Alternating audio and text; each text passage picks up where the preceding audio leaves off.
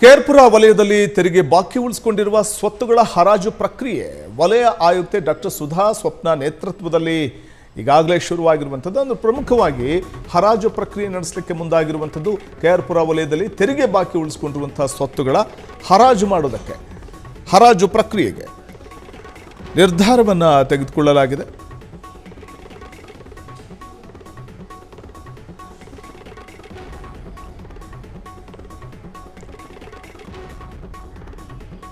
ಹರಾಜಿನಲ್ಲಿ ಸ್ವತ್ತು ಪಡೆದರೆ ಅದರ ಒಟ್ಟು ಮೊತ್ತದ ಶೇಕಡಾವಾರು 15% ಹಣ ಮುಂಗಡ ಪಾವತಿ ಮಾಡಬೇಕಾಗತ್ತೆ. ಪೂರ್ತಿ ಮೊತ್ತ ಪಾವತಿಸಲು 45 ದಿನಗಳ ಕಾಲಾವಕಾಶವನ್ನು ನೀಡಲಾಗುತ್ತೆ.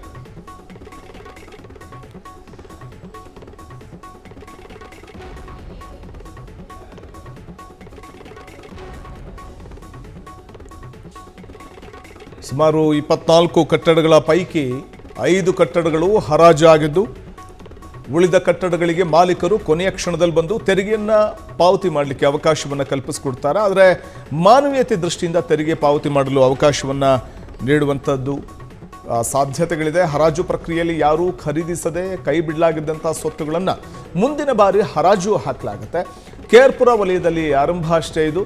ಆದರೆ ತೆರಿಗೆ ಕಟ್ಟದೆ ವಂಚಿಸುತ್ತಿದ್ದವರ ಸ್ವತ್ತುಗಳನ್ನು ಹರಾಜು ಮಾಡಲಿಕ್ಕೆ ಮುಂದಾಗ್ತಾ ಇರುವಂಥದ್ದು. ನೋಡಿ, ಅಲ್ಲಿ ಕೇರ್ಪುರದಲ್ಲಿ ಬಾಕಿ ಉಳಿಸ್ಕೊಂಡಿರುವಂಥ ತೆರಿಗೆಯನ್ನು ಕಟ್ಟದೇ ಇದ್ದರೆ ಹರಾಜು ಪ್ರಕ್ರಿಯೆ ನಡೆಸಲಾಗ್ತಾ ಇರುವಂಥದ್ದು. ಜಂಟಿ ಆಯುಕ್ತರ ಕಚೇರಿ ಮುಂಭಾಗದಲ್ಲೇ ಹರಾಜು ಪ್ರಕ್ರಿಯೆ ನಡೀತಾ ಇದೆ. 1 ಲಕ್ಷ ಡಿಡಿ ಹಣವನ್ನು ಕಟ್ಟಿ ಹರಾಜಿನಲ್ಲಿ ಭಾಗಿಯಾಗಲು ಬಿಡ್ದಾರರಿಗೂ ಅವಕಾಶ ಇದೆ. ಹರಾಜಿನಲ್ಲಿ ಸ್ವತ್ತು ಪಡೆದರೆ ಅದರ ಒಟ್ಟು ಮೊತ್ತದ ಶೇಕಡಾವಾರು 15% ಹಣ, ಪೂರ್ತಿ ಮೊತ್ತ ಪಾವತಿಸುವುದಕ್ಕೆ 45 ದಿನಗಳ ಅವಕಾಶ ಇರುತ್ತೆ. ವಲಯ ಆಯುಕ್ತೆ ಡಾಕ್ಟರ್ ಸುಧಾ ಸ್ವಪ್ನ ನೇತೃತ್ವದಲ್ಲಿ ಹರಾಜು ಪ್ರಕ್ರಿಯೆ ನಡೆದಿದ್ದು, ಕೇರ್ಪುರ ಜಂಟಿ ಆಯುಕ್ತರ ಕಚೇರಿ ಮುಂಭಾಗದಲ್ಲೇ ನಡೆಸಲಾಗಿರುವಂತಹ ಹರಾಜು ಪ್ರಕ್ರಿಯೆ ಇದು.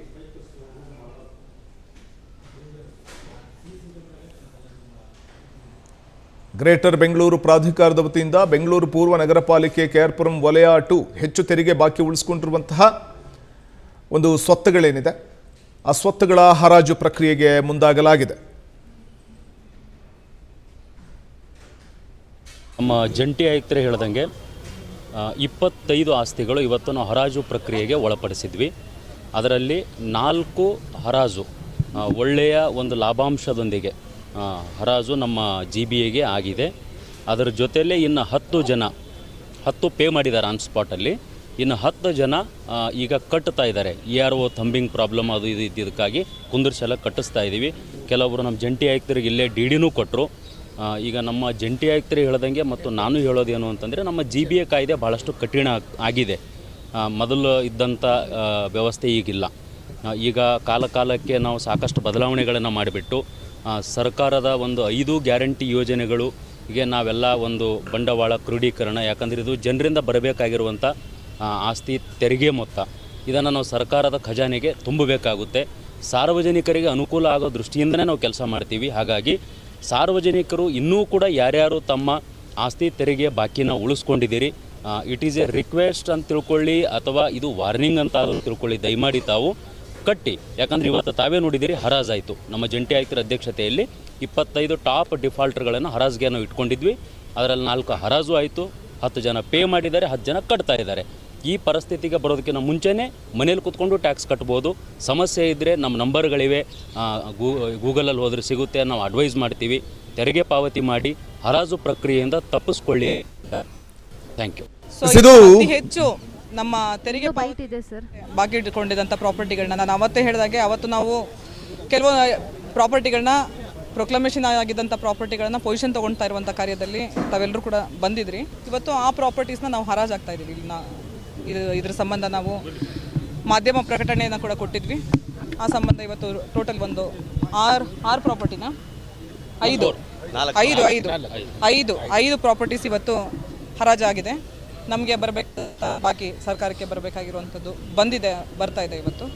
ಸೊ ಆ ನಿಟ್ಟಿನಲ್ಲಿ ಇದು ಹರಾಜಾಗಿರೋದು. ಸಾರ್ವಜನಿಕರಿಗೆ ನಾನು ಮಗದೊಮ್ಮೆ ಕೇಳ್ಕೊಳ್ಳೋದು ಈ ಮುಖಾಂತರ, ಯಾರಾದರೂ ನಿಮ್ಮ ಕಂದಾಯ ಅಧಿಕಾರಿಗಳು, ರೆವಿನ್ಯೂ ಸ್ಟಾಫ್ ನಿಮ್ಮನ್ನು ಅಪ್ರೋಚ್ ಮಾಡಿ ಟ್ಯಾಕ್ಸ್ ಕಟ್ಟಿ ನಿಮಗೆ ಪ್ರೊಕ್ಲಮೇಷನ್ ನೋಟಿಸ್ ಆಗಿದೆ ಅಂತ ಹೇಳಿದ್ರ ಮೇಲೆ ದಯವಿಟ್ಟು ಅದನ್ನು ಇಗ್ನೋರ್ ಮಾಡಬೇಡಿ. ಇವರು ಇದನ್ನು ಏನು ಮಾಡ್ತಾರೆ, ನಿಮಗೆ ಏನು ಹೇಳ್ತಾರೆ, ಅವರ ರೈಟ್ಸ್ ಎಷ್ಟಿದೆ. ಈಗ GBAನ ಪ್ರತಿಯೊಂದು ವಿಚಾರಕ್ಕೆ ಅವರು ಯಾವ ರೀತಿ ಪ್ರಶ್ನೆ ಮಾಡ್ತಾರೆ, ಅಲ್ಲಿ ಒಂದು ಕಸ ಬಿದ್ದಿದ್ರೆ, ಒಂದು ಮರದ ಕೊಂಬೆ ಏನಾದರೂ ರಸ್ತೆ ಕಡೆಗೆ ಬಂದಿದ್ರೆ ಯಾವ ರೀತಿ ಪ್ರಶ್ನೆ ಮಾಡ್ತಾರೆ, ಅದೇ ರೀತಿ ಅವ್ರದ್ದು ಕರ್ತವ್ಯ ಕೂಡ ಇರುತ್ತೆ.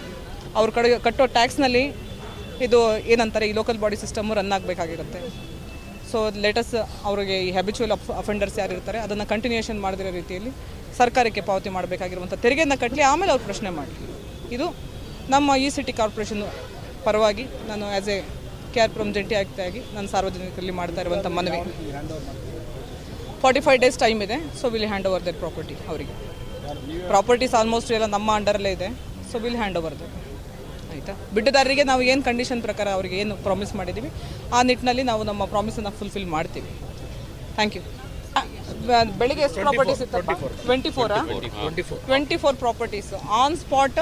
ಅರೌಂಡ್ 10 ಪ್ರಾಪರ್ಟೀಸ್ ಟ್ಯಾಕ್ಸ್ ಪೇಮೆಂಟ್ ಮಾಡಿದ್ದಾರೆ. ಇದು ಗ್ರೇಟರ್ ಬೆಂಗಳೂರು ಪ್ರಾಧಿಕಾರದ ವ್ಯಾಪ್ತಿಯ ಬೆಂಗಳೂರು ಪೂರ್ವ ನಗರ ಪಾಲಿಕೆ KRಪುರಂ ವಲಯ ಸೇರಿದಂತೆ ವಿವಿಧ ವಲಯಗಳಲ್ಲಿ ಬಾಕಿ ಉಳಿಸಿಕೊಂಡಿರುವಂಥ ಆಸ್ತಿ ತೆರಿಗೆ ವಸೂಲಾತಿಗೆ ಕಠಿಣ ಕ್ರಮವನ್ನು ಕೂಡ ಕೈಗೊಳ್ಳಲಾಗಿರುವಂಥದ್ದನ್ನು ನಾವು ಕಾಣಬಹುದಾಗಿದೆ. ಈ ಸಂಬಂಧ ಹೆಚ್ಚಾಗಿ ತೆರಿಗೆ ಬಾಕಿ ಉಳಿಸಿಕೊಂಡಿರುವ ಆಸ್ತಿಗಳನ್ನು ಹರಾಜು ಹಾಕುವ ಪ್ರಕ್ರಿಯೆಗೆ ಜಂಟಿ ಆಯುಕ್ತರ ನೇತೃತ್ವದಲ್ಲಿ ಕ್ರಮ ಕೂಡ ಜರುಗಿಸಲಾಗಿದೆ. ಬೆಂಗಳೂರು ಪೂರ್ವ ವಲಯ ಸೇರಿದಂತೆ ದೀರ್ಘಕಾಲದಿಂದ ತೆರಿಗೆ ಬಾಕಿಯನ್ನು ಉಳಿಸಿಕೊಂಡಿರುವಂತಹ ಆಸ್ತಿಗಳನ್ನು ಹರಾಜು ಹಾಕೋದಕ್ಕೆ GBA ಮುಂದಾಗಿರುವಂಥದ್ದು. ಇನ್ನು ನೋಟಿಸ್ಗಳನ್ನು ನೀಡಿದ ನಂತರವೂ ಕೂಡ ಬಾಕಿ ಪಾವತಿಸದ ಆಸ್ತಿಗಳ ವಿರುದ್ಧ ಈ ಕ್ರಮವನ್ನು ಕೈಗೊಳ್ಳಲಾಗಿದೆ. ತೆರಿಗೆದಾರರು ಹರಾಜು ಪ್ರಕ್ರಿಯೆ ತಪ್ಪಿಸೋದಕ್ಕೆ ತಕ್ಷಣವೇ ಬಾಕಿ ಪಾವತಿ ಮಾಡಿ ಅಂತ ಕೂಡ ಸೂಚಿಸಲಾಗಿದೆ. 45 ದಿನಗಳ ಕಾಲಾವಕಾಶವನ್ನು ಪೂರ್ತಿ ಮೊತ್ತ ಪಾವತಿ ಮಾಡೋದಕ್ಕೆ ನೀಡಲಾಗಿದೆ. 7 ದಿನಗಳ ಒಳಗೆ ಬಿಡ್ದಾರರ ಹೆಸರಿಗೆ ಕ್ರಯಪತ್ರ ವಿತರಣೆ ಆಗುತ್ತೆ. ಸೊ GBA ಜಂಟಿ ಆಯುಕ್ತೆ ಡಾಕ್ಟರ್ ಸುಧಾ ಸ್ವಪ್ನ ಅವರು ಈ ಒಂದು ಪ್ರತಿಕ್ರಿಯೆ ಕೊಟ್ಟಿದ್ದಾರೆ. 24 ಕಟ್ಟಡಗಳ ಪೈಕಿ 5 ಕಟ್ಟಡಗಳು ಹರಾಜಾಗಿವೆ. ಮಾನವೀಯತೆ ದೃಷ್ಟಿಯಿಂದ ತೆರಿಗೆ ಪಾವತಿ ಮಾಡೋದಕ್ಕೆ ಅವಕಾಶ ಕಲ್ಪಿಸಲಾಗಿದೆ. ಈ ಸಂದರ್ಭದಲ್ಲಿ ತೆರಿಗೆ ಪಾವತಿಯನ್ನು ಇನ್ಮುಂದಾದರೂ ಮಾಡಿದ್ರೆ ಖಂಡಿತವಾಗಲೂ ಕೂಡ ಈ ಒಂದು ಹರಾಜು ಪ್ರಕ್ರಿಯೆಯಿಂದ ಬಚಾವಾಗಬಹುದು. ಇಲ್ಲ ಅಂತಂದರೆ ಹರಾಜು ಸ್ವತ್ತು ಹರಾಜಾಗೋದಂತೂ ಗ್ಯಾರಂಟಿ ಅನ್ನುವಂಥ ಮಾತನ್ನ ಈ ವೇಳೆ ಹೇಳ್ತಾ ಇದ್ರು. ಕ್ಷಣ ಕ್ಷಣದ ಸುದ್ದಿಗಳಿಗಾಗಿ ಫ್ರೀಡಂ ಟಿವಿ ಸಬ್ಸ್ಕ್ರೈಬ್ ಮಾಡಿ, ಲೈಕ್ ಮಾಡಿ ಹಾಗೂ ಫಾಲೋ ಮಾಡಿ. ಹೊಸ ಸುದ್ದಿಗಳ ನೋಟಿಫಿಕೇಶನ್ಗಾಗಿ ಬೆಲ್ ಐಕಾನ್ ಮೇಲೆ ಕ್ಲಿಕ್ ಮಾಡಿ.